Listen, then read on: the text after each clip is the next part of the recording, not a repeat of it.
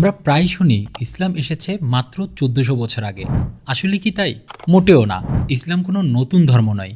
ইসলাম ধর্ম হচ্ছে সেই ধর্ম যা হজরত আদম আলাইহিসসালাম থেকে শুরু করে পূর্ণতা পেয়েছে সর্বশেষ এবং সর্বশ্রেষ্ঠ রাসূল হজরত মুহাম্মদ সাল্লাল্লাহু আলাইহি ওয়াসাল্লামের মাধ্যমে। এই সম্পর্কে পবিত্র কোরআনে আল্লাহ সুবহানাহু ওয়া তাআলা বলেছেন, নিশ্চয়ই আল্লাহর কাছে একমাত্র গ্রহণযোগ্য ধর্ম হচ্ছে ইসলাম ধর্ম। তবে আজকের এই ভিডিওতে আমরা একদম শুরু থেকে নয়, বরং হজরত মুহাম্মদ সাল্লাল্লাহু আলাইহি ওয়াসাল্লামের সময়কার অথবা তার পূর্বেকার সময় থেকে শুরু করব।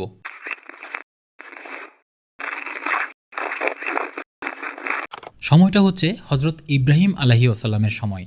হজরত ইব্রাহিম আলাইহিসসালাম যখন তার আশেপাশের মানুষদেরকে মূর্তি পূজা করতে দেখলেন, তখন ভাবছিলেন, এটা কি আসলেই সম্ভব?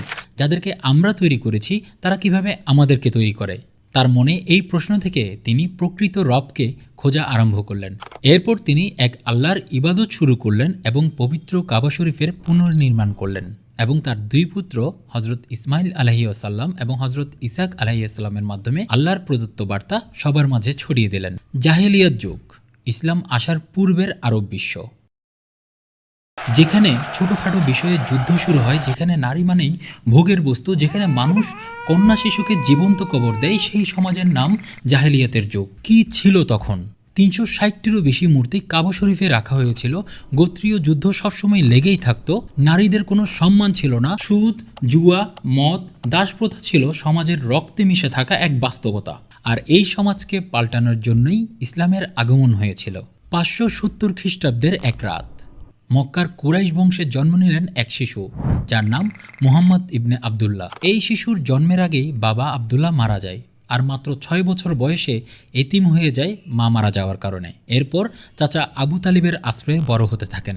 বড় হয়ে তিনি আল আমিন বা বিশ্বস্ত নামে পরিচিতি পান। তবে ছোটবেলা থেকেই কিছু প্রশ্ন তাকে সবসময় চিন্তাগ্রস্ত রাখত, আর সেই চিন্তা থেকেই তিনি শুরু করেন ধ্যান, এবং সেটা শুরু হয় হেরা গুহায়। ধ্যানমগ্ন থাকা অবস্থায় ৬১০ খ্রিস্টাব্দে রমজানের কোনো এক সময় তার উপর ওহী নাজিল হয়, এবং সেই ওহী নিয়ে এসেছিলেন হজরত জিব্রাইল আলাইহিসসালাম। জিব্রাইল আলাইহিসসালাম হজরত মুহাম্মদ সাল্লাল্লাহু আলাইহি ওয়াসাল্লামকে বলেন, ইকর, মানে হচ্ছে পড়ো। ওহী নাজিল হওয়ার পরে হজরত মুহাম্মদ সাল্লাল্লাহু আলাইহি ওয়াসাল্লাম খুবই ভীত হয়ে পড়েন। তখন তার স্ত্রী খাদিজা রাদিয়াল্লাহু তাআলা আনহু তাকে শান্ত করেন এবং বলেন, তুমি নিরাশ হয়েও না, নিশ্চয়ই ভালো কিছু অপেক্ষা করছে। এরপর হজরত মুহাম্মদ সাল্লাল্লাহু আলাইহি ওয়াসাল্লাম ইসলামের দাওয়াত দিতে থাকেন এবং সর্বপ্রথম ইসলাম ধর্ম গ্রহণ করেন হজরত খাদিজা রাদিয়াল্লাহু তাআলা আনহু, এবং প্রথম পুরুষ হিসেবে ইসলাম ধর্ম গ্রহণ করেন হজরত আবু বকর রাদিয়াল্লাহু তাআলা আনহু, এবং প্রথম শিশু হিসেবে হজরত আলী রাদিয়াল্লাহু তাআলা আনহু। কিন্তু হজরত মুহাম্মদ সাল্লাল্লাহু আলাইহি ওয়াসাল্লামের ইসলামের দাওয়াতের কারণে কুরাইশ নেতারা ক্ষিপ্ত হয়ে ওঠেন। তারা তাকে মিথ্যাবাদী অপবাদ দেন এবং তাকে হত্যা করতে ষড়যন্ত্র করতে থাকেন। কিন্তু হজরত খাদিজা রাদিয়াল্লাহু তাআলা আনহু এবং চাচা আবু তালিবের কারণে হজরত মুহাম্মদ সাল্লাল্লাহু আলাইহি ওয়াসাল্লামের ক্ষতি কেউ করতে পারেনি। এরপর মুসলমানদেরকে দমন করার জন্য ৩ বছর তাদের উপর সামাজিক এবং অর্থনৈতিক বয়কট করা হয়। পরবর্তীতে ৬২২ খ্রিস্টাব্দে হজরত মুহাম্মদ সাল্লাল্লাহু আলাইহি ওয়াসাল্লাম মদিনায় হিজরত করেন।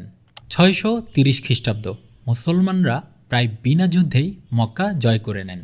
হজরত মুহাম্মদ সাল্লাল্লাহু আলাইহি ওয়াসাল্লামের মদিনা হিজরত এবং মক্কা বিজয়ের মাঝামাঝি সময়ে বেশ কিছু ঐতিহাসিক যুদ্ধ হয়েছিল, যার ব্যাপারে আমরা অন্য কোনো ভিডিওতে কথা বলবো ইনশাআল্লাহ। হজরত মুহাম্মদ সাল্লাল্লাহু আলাইহি ওয়াসাল্লাম খুবই বিনয়ের সাথে মক্কায় প্রবেশ করলেন। কারো উপর কোনো প্রতিশোধ নিলেন না, বরং বললেন, আজ তোমাদের জন্য ক্ষমা, তোমরা সবাই মুক্ত। এরপর ৬৩২ খ্রিস্টাব্দে হজরত মুহাম্মদ সাল্লাল্লাহু আলাইহি ওয়াসাল্লাম ইন্তিকাল করেন। পরবর্তী সময়ে ৪ খলিফার নেতৃত্বে ইসলাম স্পেন থেকে ভারত পর্যন্ত ছড়িয়ে পড়ে। ইসলামী সভ্যতা বিজ্ঞান, চিকিৎসা, গণিত ও দর্শনে বিশ্বকে পথ দেখায়। আজকের এই ভিডিওতে আমি হিস্ট্রি অফ ইসলামের সারসংক্ষেপ আপনাদের সামনে উপস্থাপন করলাম।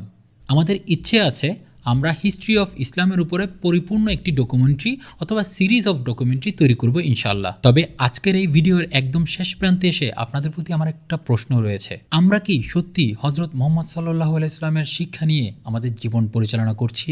যদি করে না থাকি, তবে আমাদের প্রতি কিন্তু কোরআনে একটা আয়াত আছে, নিশ্চয়ই আল্লাহ সেই জাতির অবস্থা পরিবর্তন করেন না যারা নিজেদের পরিবর্তন করে না। তাই আমরা যদি জাতিগতভাবে নিজেদের অবস্থা পরিবর্তন করতে চাই, সবার আগে আমাদের নিজেদের অবস্থা পরিবর্তন করতে হবে।